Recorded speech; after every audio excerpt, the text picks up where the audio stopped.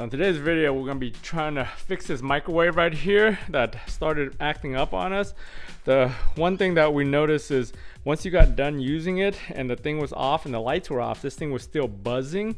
It was making a buzzing noise like the microwave was still on. I diagnosed this thing a few times already and I discovered it was the relay, the high voltage relays. They were staying stuck open or stuck closed, causing the magnetron and everything else to stay on after the microwave was done with its cycle. So in today's video, we'll go ahead and take this apart. I'll show you how to easily take it out and repair it with the new replacement relays.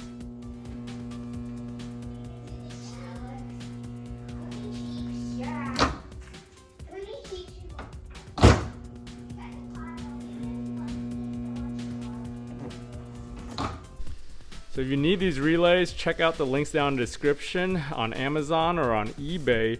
They're pretty easy to find if you know the exact part number. The one for mine, which is a Whirlpool microwave, which is probably common with some other brands that they make also, but to make sure, you have to take that thing out and just look at the numbers on it and look up those numbers. So in the past, I thought I had to take this thing all apart to take it down and do it. Then I realized you could just take apart these screws up top here, take this thing apart, and it gives you access to a screw right here that lets you take the whole panel off without taking this thing down off the wall.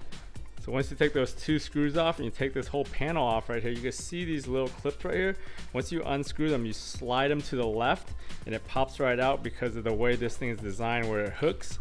And then that's the last screw that holds this thing on right here.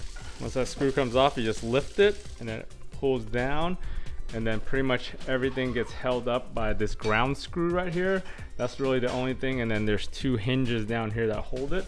So if you're not sure where the wiring is, you got to unplug all this stuff, but pretty much they only plug into their spot. So you can unplug it and plug it back up without worrying about not being the correct one later.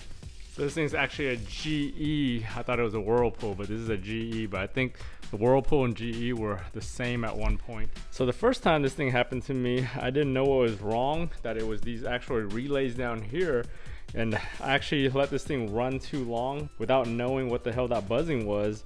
And I realized when I got into here after diagnosing it, there was two fuses in here and one of them actually popped on us on that time. So I actually replaced one of those fuses in there. I think it's the clear one. I just grabbed a regular automotive fuse and used it in there.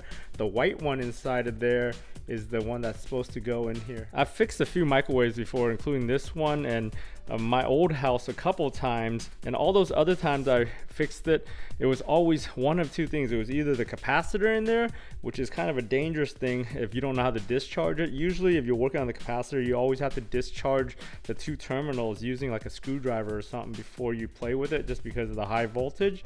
And then there's a diode. The diode is the most common thing that fails back there. So for this particular model, you can actually access both of those by removing this screw. I'll go ahead and remove that and show you guys inside better. So it was that one screw right here, and you just slide it out from these tabs and you get that metal cover off.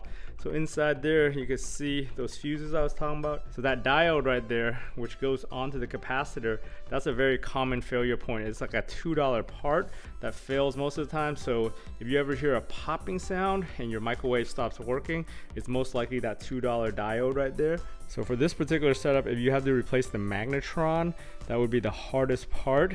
But most likely the magnetron is probably the last thing that's going to fail on this thing.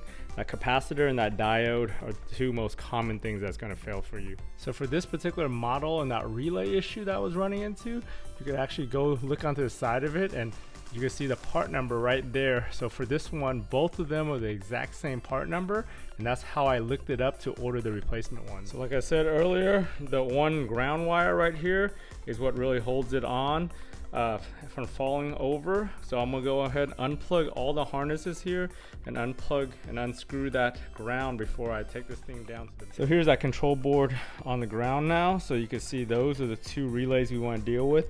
As you can tell, once you take it down here, the easiest thing to do is go ahead, just unscrew this whole board off and take everything off of here so we can take it over to the workbench and do the soldering. Before we remove it, last thing we need to take apart is the ribbon cable. So the ribbon cable pretty much slides right in.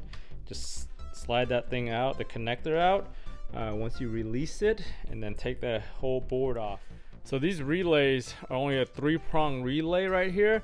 So on the back of the board, we can see right here, these 2 main ones right here, and then the 2 over here on each side. So there's 3 to desolder. Luckily, it's only 3 and should come off pretty easily. The only thing I'm concerned about is the ones with the big sink on the bottom here, or the big traces. Those things are usually a little bit harder to desolder, and you got to put a lot of heat on them. These little ones are pretty easy if you have the right tools. You want to have a good soldering station like I got here. If you need the same one, I'll link down in the description to this. This one's got the air solder as well as your standard solder, and then you have your various voltages that you can set there. But once you do that, you can heat that thing up and use a suction bulb and just go ahead and suction as much out as you can.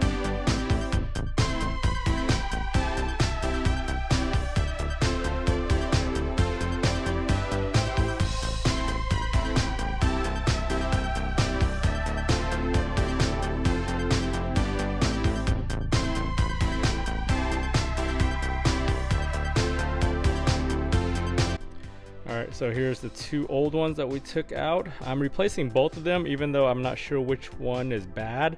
I'll test it off the camera and on the bench to see which one is bad. But most likely what I've noticed in the past is once they get unstuck, or after a while, they unstick themselves internally and they start working again, but that's just unreliable. So I'll go ahead, replace both of them, make sure they are new ones and they're actually going to work for a couple 100,000 more cycles. On the board itself, you can see it was pretty easy desoldering these, easier than I thought, even with those big soldering pads right there. The heat got to it pretty good and I was able to suck it out, and the holes were pretty large considering the small pins here, so that made it really easy to desolder this. Got everything back on here, pretty good. Got the nice new solder joints, looks almost factory. The key to soldering is heating up the pad and the pen first and letting the solder kind of melt into it and fill in the gaps and fill in the space. All right, we got everything back into there, screwed back in, ribbon pen all in there. One of the things, if you guys ever need the diagrams and the wiring of these microwaves and stuff, they're usually inside here, hidden behind the flap, just for future maintenance and repair. So we got to put it all back up together. Before I finalize everything, we'll go ahead, plug this thing in, make sure it works and it's not doing the same thing anymore. It's gonna power up. All right, so once close it, nothing's happening. Turn it on, magnetron, fan, everything's running, working properly again. Cancel. No more buzzing sound, so ended up fixing those relays pretty easy.